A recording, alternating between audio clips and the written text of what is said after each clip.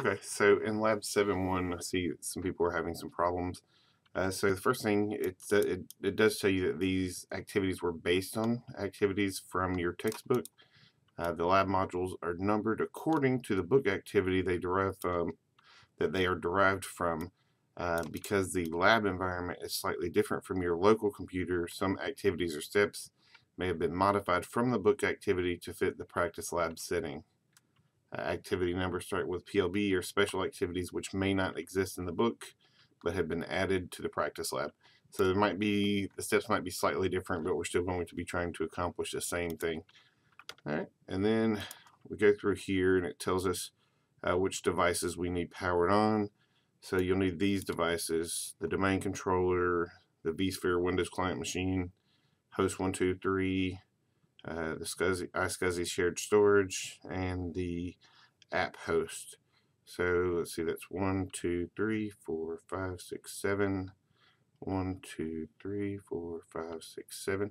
So I have all of my devices powered on, which I just use the power button down here. All right, and now we can get started. The first thing we want to do is make sure we read the instructions, figure out how long we anticipate this to take, and then let's see, ensure we have the devices powered on. And now we want to make sure we connect to the correct machine.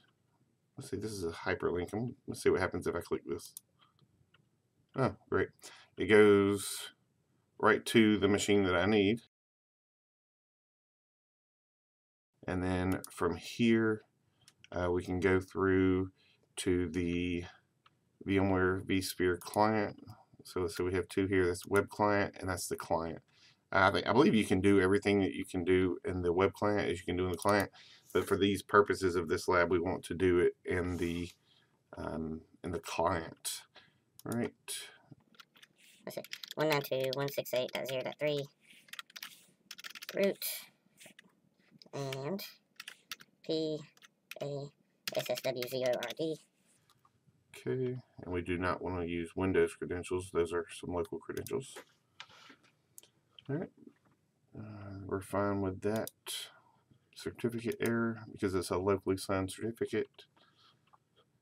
And once we do this, saying it's being managed by a vCenter server with IP address 168.0.2 may not be reflected in the client sessions currently viewing. Okay.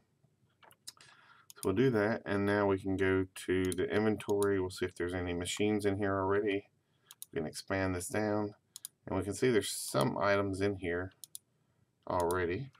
I think next we're going to be creating a virtual switch. All right, so we'll go, let's see, inventory. So we already went there, and then click configuration tab.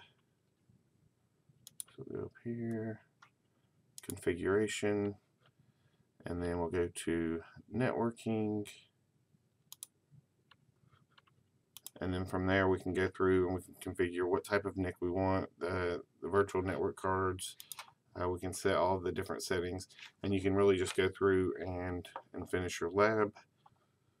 All right, hopefully that has been helpful. Thanks.